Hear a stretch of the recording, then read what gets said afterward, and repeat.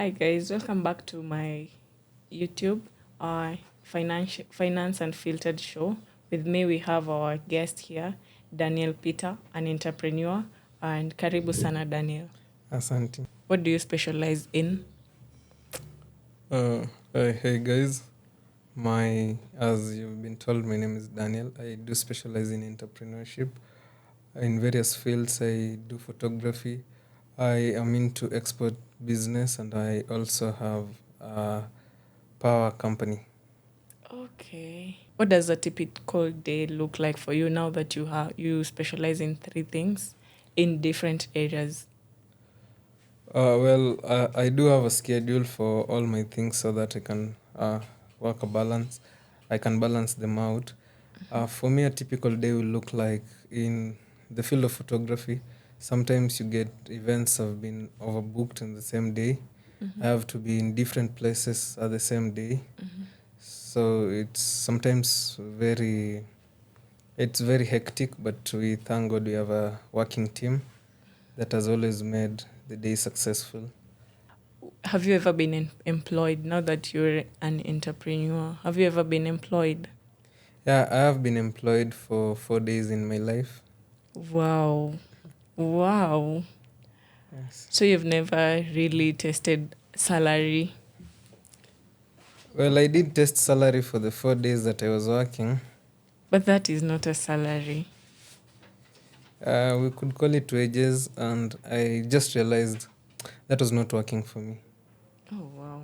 Must be nice being you. Being employed for 4 days and you receive your salary. Okay.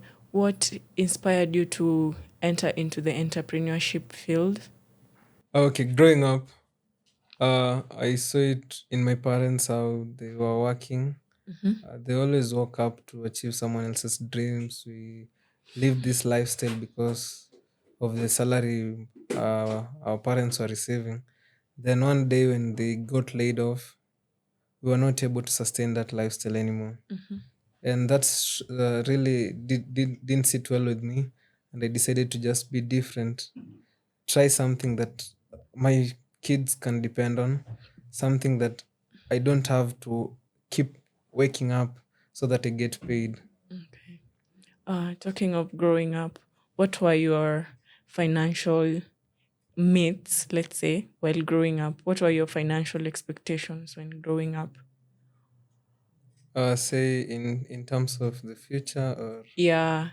How did you view money? How did you view wealth? uh, as a kid, I used to think money was something we get when we are adults. I used to believe in the narrative adults are always moneyed people. But growing up, that perception has changed over time. I came to realize it's always not what it looks like. And the topic money for me really goes a long way to how much money are we talking about. It's not just about having money, it's about having money that meets all your needs and have a surplus on the same. Okay. Talking of money, and you're an entrepreneur, Yes. and I know very well entrepreneurship, you don't have a consistent level of income. How do you navigate through that? Are there some months or days when you have so much? Are there some days when you have so little? How do you manage through that? Okay, over time, I came to realize days are not the same. So I had to strike a balance where I'd save up as much as I could on the good days, so that on days when the finances are not flowing in as it should, I was still able to maintain a balance and remain afloat. Oh, nice. Okay, so what are the common spending or lifestyle habits you know about entrepreneurs? Entrepreneurship is all about taking risks. Sometimes you enter into markets that you know nothing about, but over time, we have to really embrace adjustments because a lot of things, government policies, the state of the country, and so many things affect businesses. So we really have not to be static, but to be dynamic and change as time goes by. Oh. Okay. Talking of uh, taking risks, what is that one risk you took that shifted or impacted your life in one way or another, either business wise or personally? What is that one risk you remember taking and it shifted in a positive way? Well, the one risk I took was that one day that I woke up and decided this is not the life I want to live. And I decided to quit work on my fifth day of employment. It was a risk as I didn't know what to do at that time. I didn't know how to navigate life, but I just knew this is not the life I want to continue living. Over the next 4 months from that date, it was really not easy. It was one of the toughest times in my adult life. But I thank God I took that risk. And today I'm where I am because of taking that one bold step. Oh, wow. Talking of what you went through in the 4 months you weren't into employment, what are some of those things you went through? Is it sleeping hungry? Is it not being able to afford rent? Can you? At first, I was not able to pay rent for 3 months. I really thank God. My agents were a bit understanding at the time. Food was really not an issue because one meal a day for men, yeah, it has never been that big of a deal. But I would always hang out with friends, so I'd eat at people's places most of the time. So that period was one of the toughest times to just accept that you have nothing coming, you have no expectations that you'll get paid at the end of the month. You're just seated there waiting for nothing, almost as if you're waiting for a miracle to just come and happen. Okay.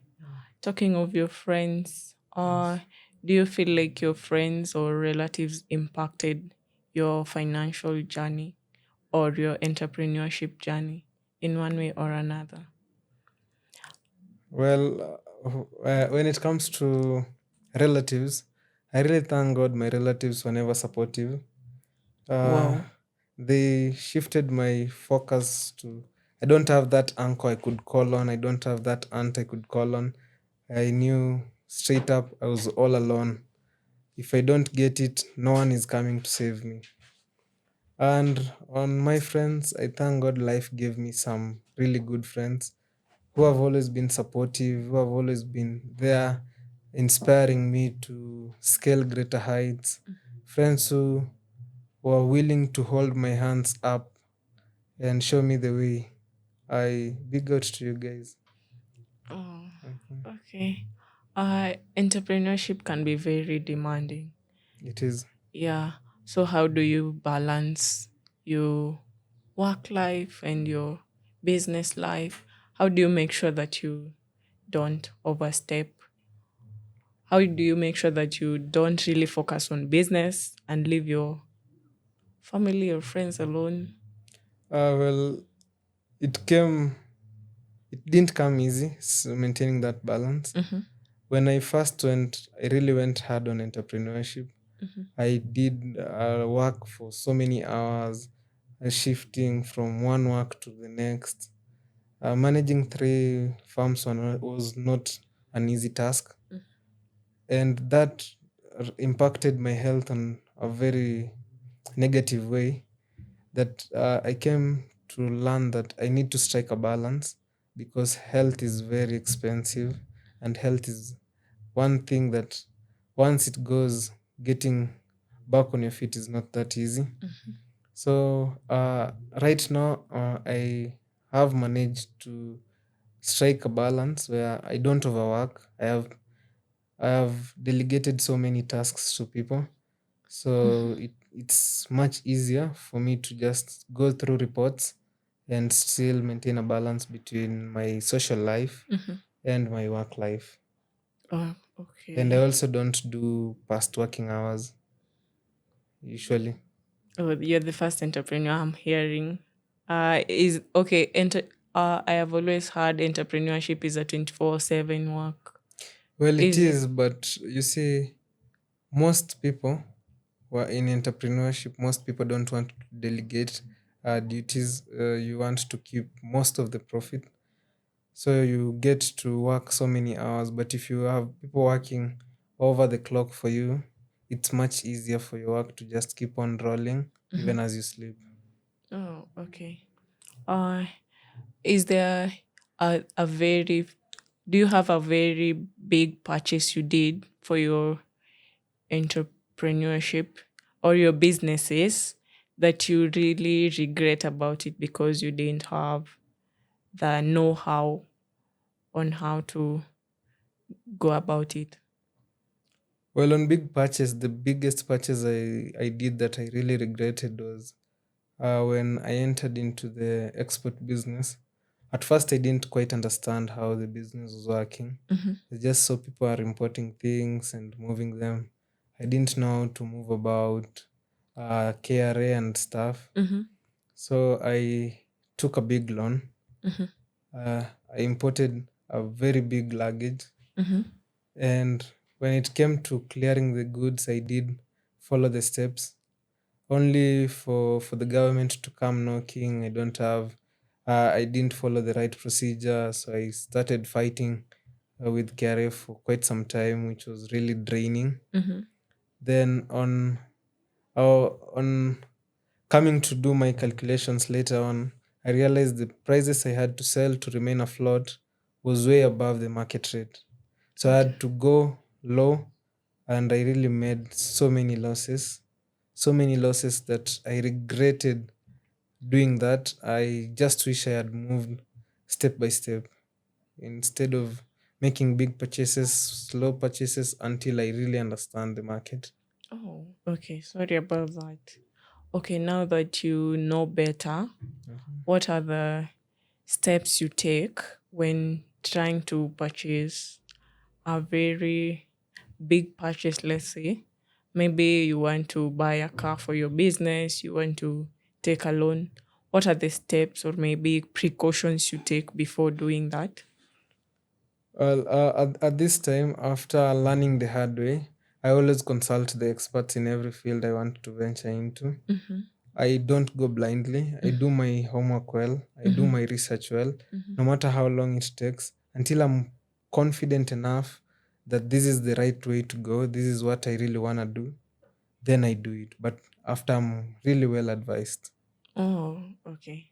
Uh, Talking of really being well advised, can you share either an inspiring story or uh, something that went wrong in your business which impacted so much or drained your financial status in business?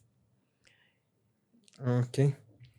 As I had said in the previous question, I did a big purchase on the import business. So I did consult a friend that I didn't understand quite well his business at first. But being an entrepreneur, I always take risks. I thought this is the new way to go. So without doing my homework well, without doing research, I just talked to the guy and he told me this is a very lucrative business and it really pays well. And I went to him. We ordered goods. We After I had taken a lot of loans. After selling and I underwent so many losses, I now had a loan that was growing in interest on a daily basis that needs to be serviced.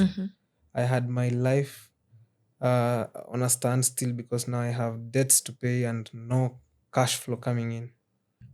Talking of that, can you expound more on a time when you had a very significant financial pressure about during your entrepreneurship journey or maybe personally, whether you were transitioning into from one business into another, or did you just do the three businesses and they exploded and you made your money? Are there some businesses you tried and they didn't work out?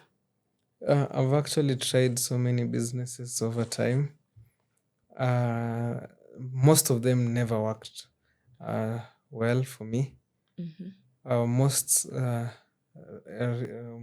made me encounter so many losses, but I have always taken my losses as lessons.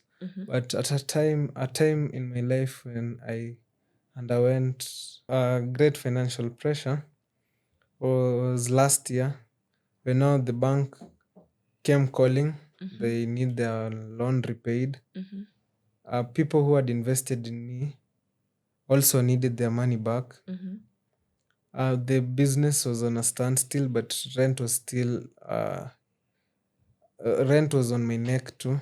I hadn't paid rent for the businesses for like 4 months. So the landlords kept on calling. My landlord kept on calling. People who needed their money back, the banks, the auctioneers on my neck, they'll come, auction everything I have. I was literally losing my mind. That in at that particular time I didn't know what to do. So I made another mistake of finding a firm that would buy all my loans at an interest that later on I realized was a very bad business move, because now I had one person with all these loans I need to pay, and the people were having so much pressure to a point that I remember I got admitted because of my pressure. I never knew I had any issues with pressure before, until then, when pressure was just too low that I found myself on an hospital bed. And I saw a very dark moment in my life that I didn't know how to get up from that. But all in all, I did get up with help of a few friends that were there for me.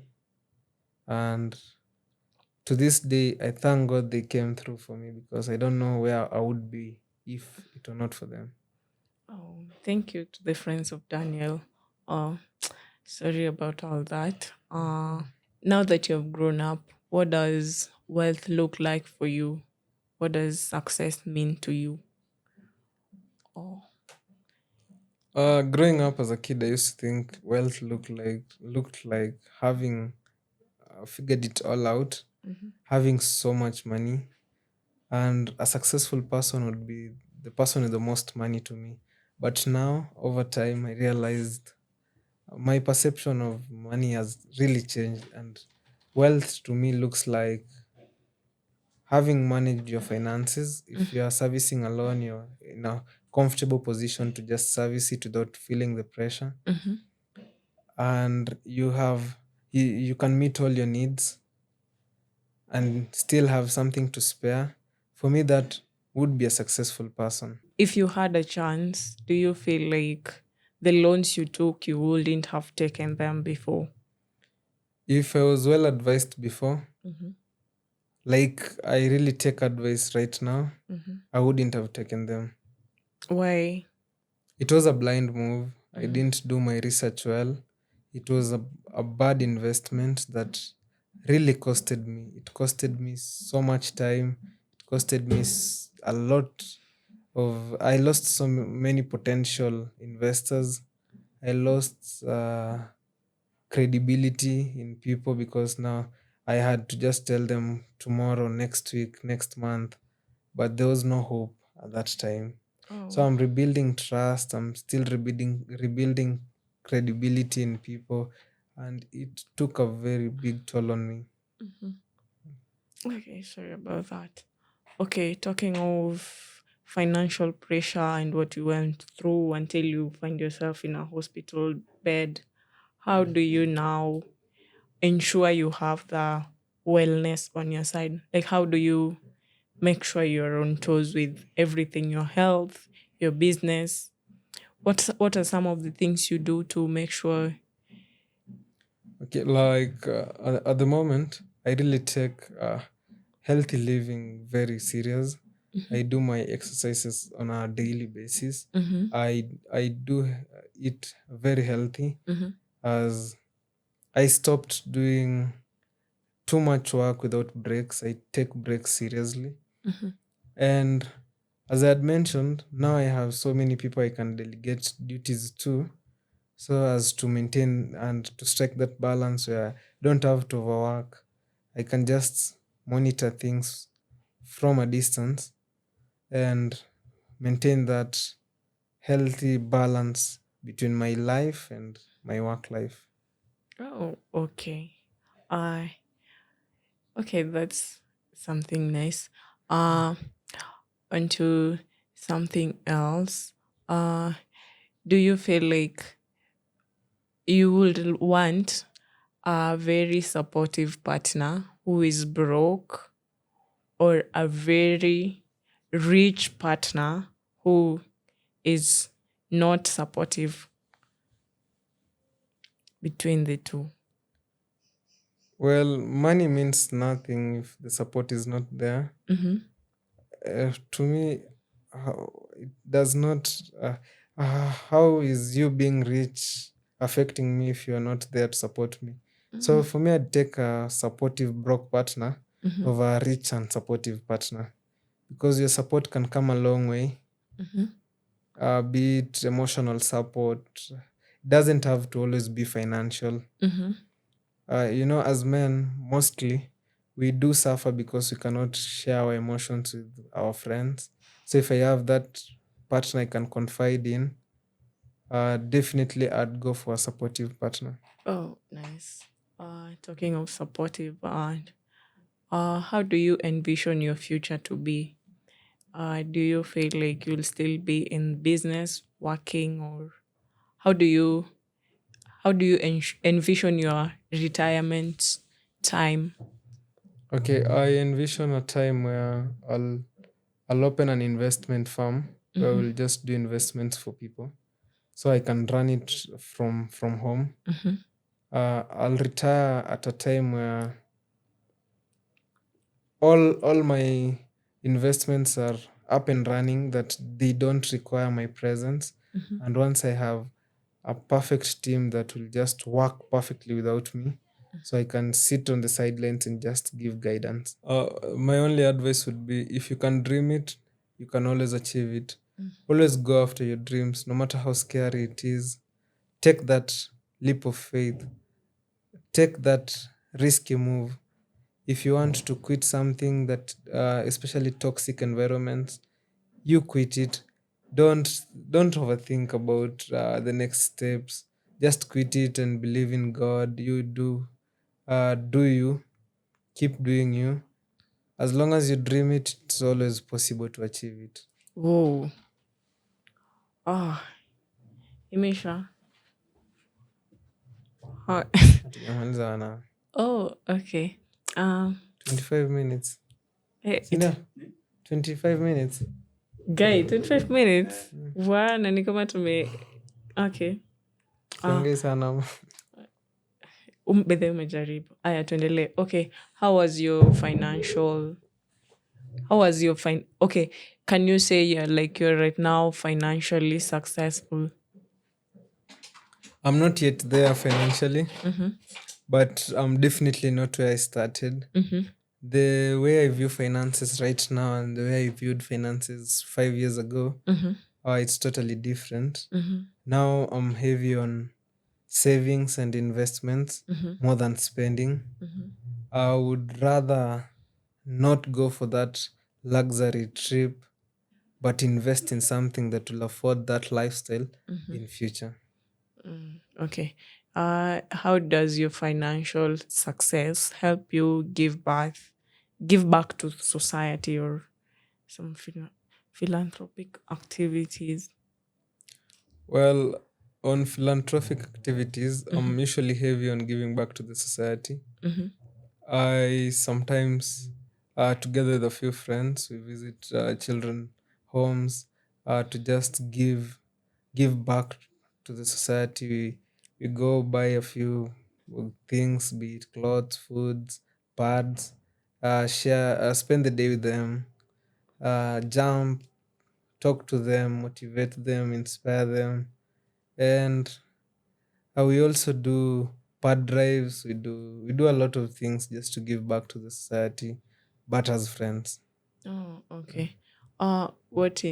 What inspired you to do the entrepreneurship to start the entrepreneurship journey? Do you think your family members or your like okay, who inspired you to do the entrepreneurship journey?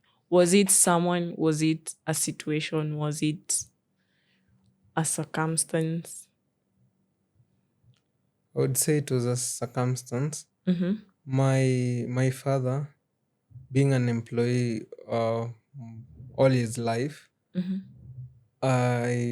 I've always seen how hard he works, how he wakes up early in the morning just to get to work on time, and working under pressure just to fulfill someone else's dreams. And one day, reality hit me that if he doesn't wake up to go to work, we will not be able to we will not be able to afford anything, be it food, be it education, health, and all. And I thought that is not something I would wish for.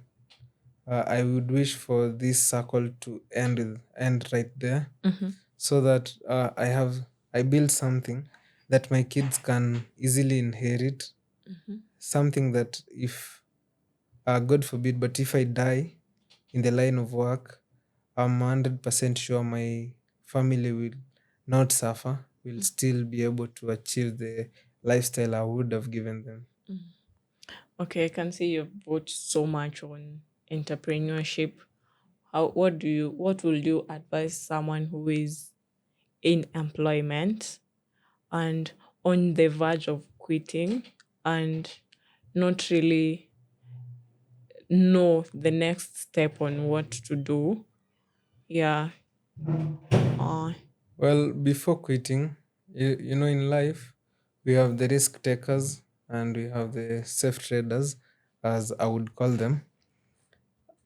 Before quitting, it is important to actually have a plan on, okay, I'm quitting. What do I want to achieve in the long run? Am I just quitting so that I get to suffer, or am I quitting to start something? You don't have to start it right away. You can start it over time, but quitting without a plan, it's the surest way to just live a misery life. oh, okay. Uh, what are some financial habits you wished you had known early in your entrepreneurship journey? Um, it's the things I would wish I knew early was on savings. Mm-hmm. I would I used to spend so much as the money came, not knowing there were days when I would need my savings to save me. Mm-hmm. And if I had learned that early in life, Mm-hmm. then I don't think I would have experienced a rough patch like I did last year. But after that, I'm glad I learned. I'm still learning, because in life it's always, every day is a learning day.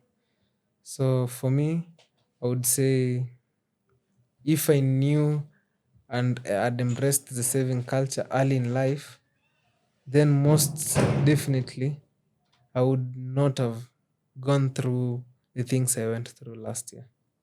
Okay. Uh, there's a current trend in technology with artificial intelligence. Yeah. Do you feel what are your thoughts on AI in business? Well, it's good to embrace technology, especially the AI technology. See, you see, for instance, AI in customer service, AI is something that once you train it well, it is not, it's not something that uh, works on emotions, unlike humans.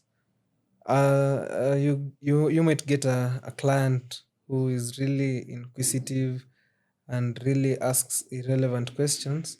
Once you embrace AI, it will always just manage them according to your FAQs, and no emotions for the AI, unlike humans. And it's good to also embrace technology as it comes, because we're living in a very fast moving world. And uh, as we are all aware, once you embrace, say, AI in customer service, that means your website will run on a 24-hour clock. People can always consult any time of the day, and they will always get real time replies and responses. Okay, what are some good investment opportunities for the future uh, while incorporating AI apart from the customer service world? Are there like businesses which will be phased out because of AI? Are there some more businesses which will be coming in because of AI? What will be the effect of that? Okay. As we all know, in everything there's the The good side and the pros bad. and cons. Yeah. Or some of the cons of AI is so many people will be laid off. Some works are being phased off over time. Things like in photography, we used to go heavy on editing. Now we have AIs which they edit instantly for people, and so many people are actually embracing that.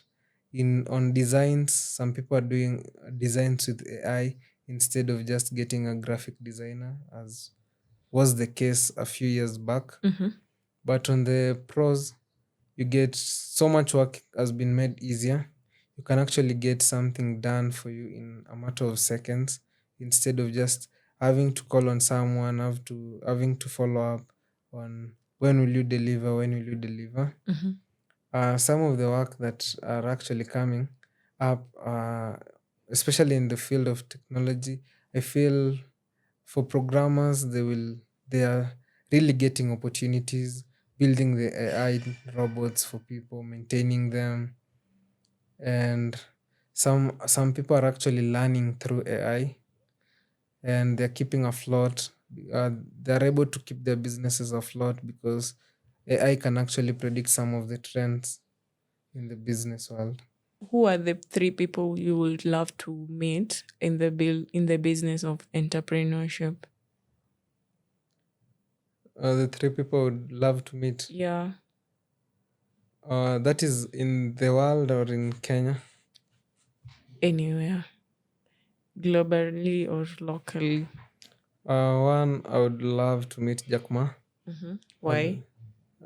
how he built Alibaba, Mm-hmm. having come from when you look at his story, he's someone who really never had it all in life. Mm-hmm. He really struggled to like get it all figured out, Mm-hmm. to a point where Jack Ma reached.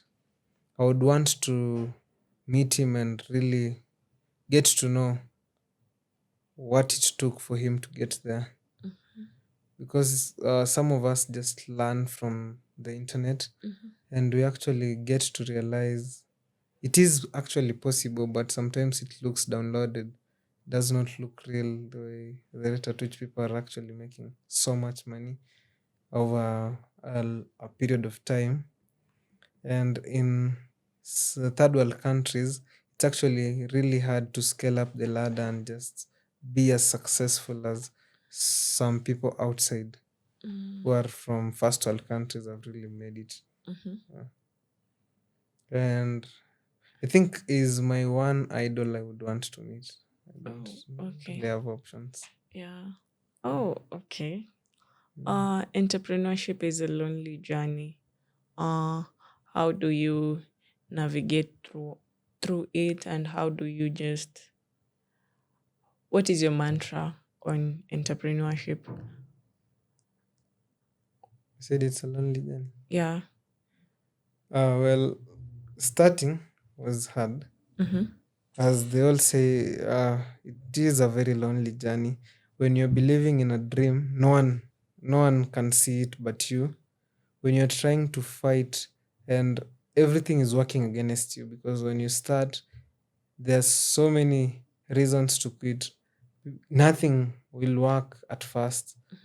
Nothing is working and you're still pushing through, you're still fighting, you will lose friends, you lose people who are close to you because people look like at you like you're just a dreamer, and it's not possible. If it were possible, everyone would have done it, but you're there trying to convince them and trying to really penetrate into the business world without support, without godfathers who can really hold you up.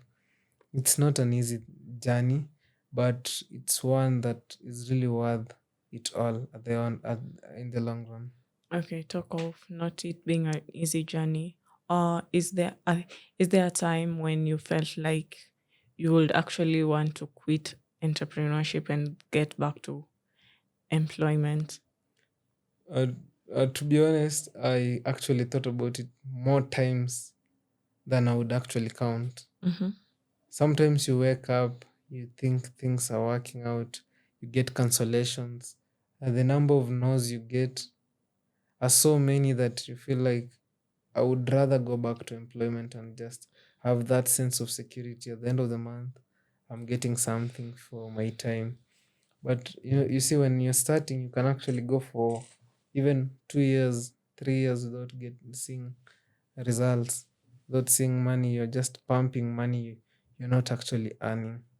So that means you might either get loans or do some few odd jobs just to get by. Okay. What is the one thing you would change in the economy if you are given a chance? Mostly in economy in Kenya, we know the current state of the economy with the recent demonstrations. What is the that one thing you feel like you would change given a chance? Okay, in terms of the current economic state of Kenya, it's really hard to say what you change and what you want to change Mm-hmm. because the entire system just looks so bad. Mm-hmm. Uh, the one thing I would wish the government would do, or if given a chance, I would actually do, is to make it easy for graduates to get employed without having to know someone somewhere, having to have that godfather. Then, largely in most industries, I think the embracement of technology as fast as it is moving, it has actually made so many people unemployed. If we'd actually do more of manpower than machines, I think it would really come a long way in reducing the rate of unemployment among the youths. Okay. Uh, okay. There is also the financial mantra that money speaks, money talks. Uh, do you think that your friends or your peers would look at you differently, would view you differently if they knew how much you are making or earning?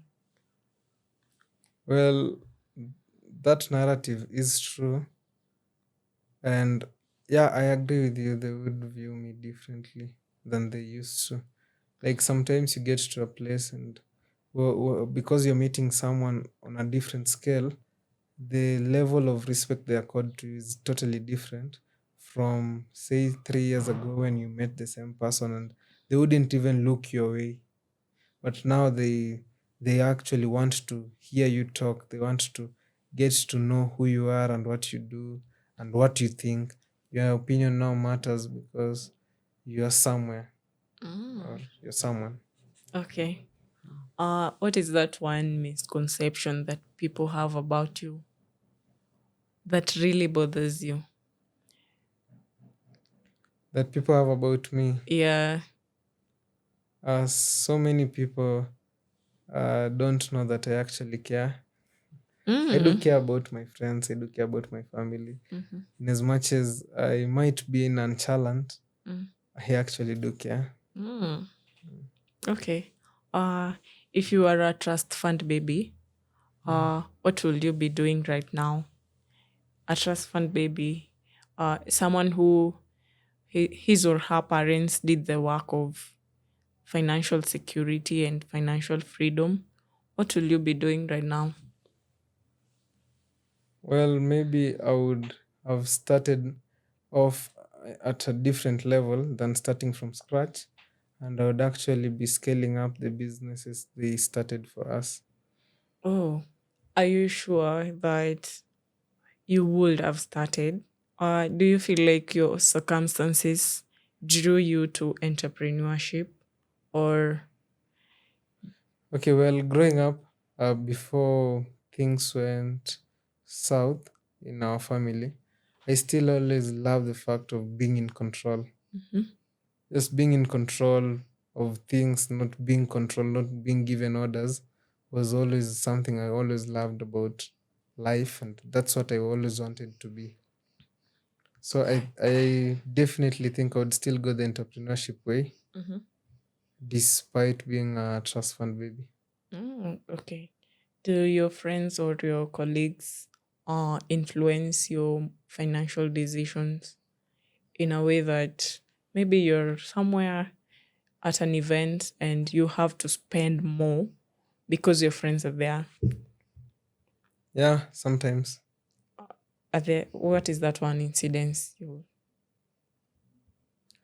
Sometimes you feel like you're actually giving back, and sometimes I feel like uh, just because I haven't been around so much, Mm-hmm. that's the only way to like bond with them. But that used to be the case before, but now I'm heavy on just having real conversations, getting to know people, so it does not really affect me financially. I don't go breaking the bank just because I have people around me. I really developed a very big financial discipline Mm-hmm. that I'm so strict on. Mm-hmm. If it was not in my budget, then it's not in my budget.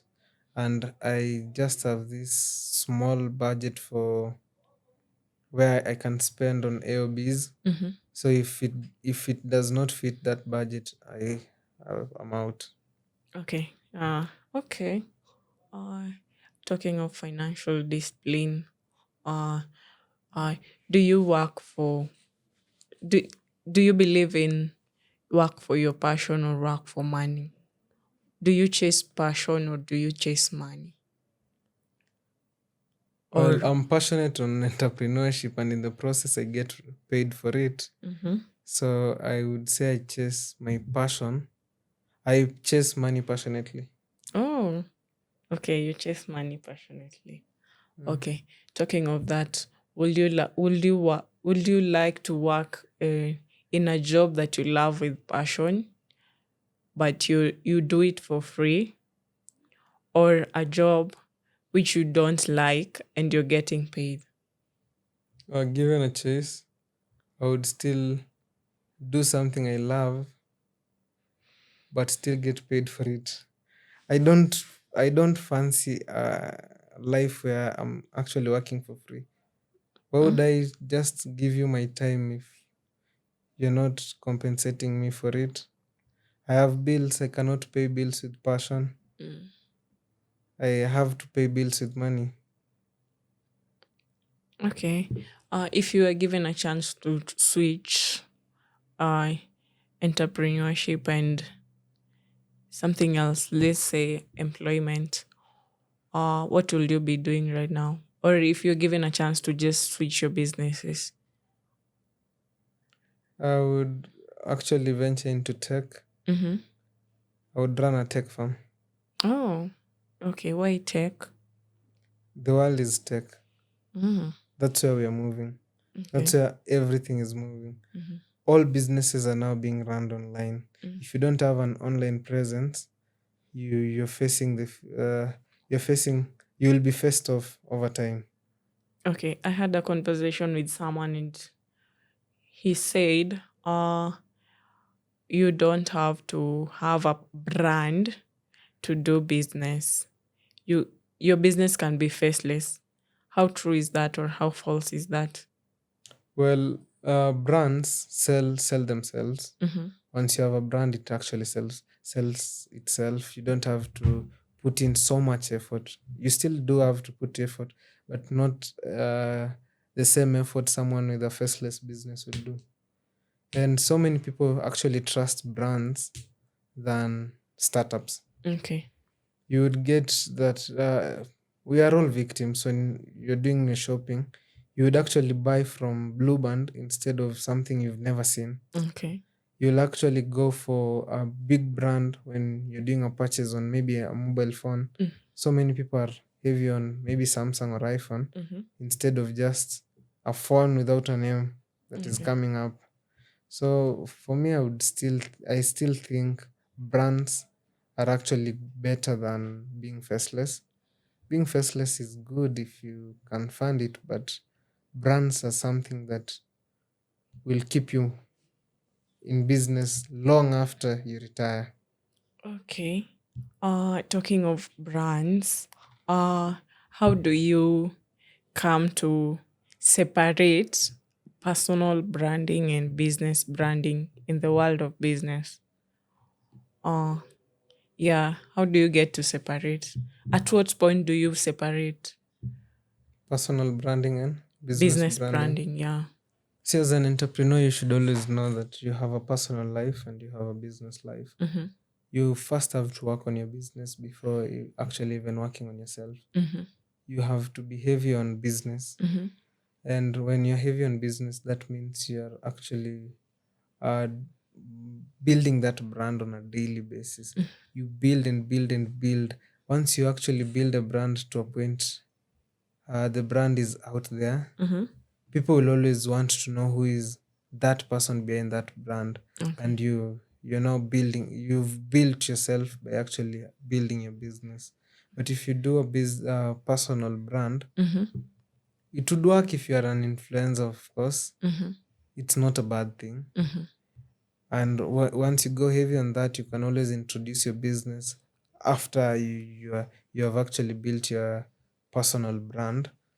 And people will buy that just because of who you are. Okay. The danger of that would be maybe when you're no longer influential, the business might face off. Okay. But business brands are hard to face off, unlike personal brands. Okay. What is your advice? Your advice on recent graduates wanting to start something, wanting to go the entrepreneurship journey. Start it. Mm. Start from where you are. Start with whatever you have. Okay. We are living in a time where you can sell anything online without actually owning anything. Okay. So you don't have to wait for you to have that capital to start. Okay. You can always start online, build that presence online, get people to supply whatever you want to sell by just selling it yourself. You don't have to own anything when you're starting, especially in this world we're living in. Everything is now online. Okay. People are doing everything online now. Okay. What is that one advice or encouragement you will give to your younger self? When I look at the mirror, sometimes I just do a self talk. Mm-hmm. And the advice I would give my younger self would be expectations hurt. Always be ready for any outcome. Don't have expectations too much, because I really had expectations growing up. And when my expectations are not met, most of the times I was really devastated. So the advice I would give my younger self is embrace the fact that no expectations. Okay. What is that last word or phrase you want to tell our viewers in closing? Well, in closing, I would say entrepreneurship is good. Being your own boss is actually a very good thing, but it does not come easy. You really have to put in the effort. You really have to put in the work, and you really have to be ready to sacrifice it all, to lose loved one, to lose friends, because you might not have time to hang out with people for the first couple of years. But in the long run, it's all worth it. So go for it. When you feel like quitting, that's when you really need to go harder. But it's okay to take breaks. It's okay. Don't be hard on yourself. It's okay when something is not working today. It might work out tomorrow. It might not. But definitely over time, it will work out. So keep on trying. Keep on pushing, and in the long run, it will all work out. Okay, that's it for today, guys. Go for it. Entrepreneurship is good, but it's also hard. This was it for this episode. See you in the next one.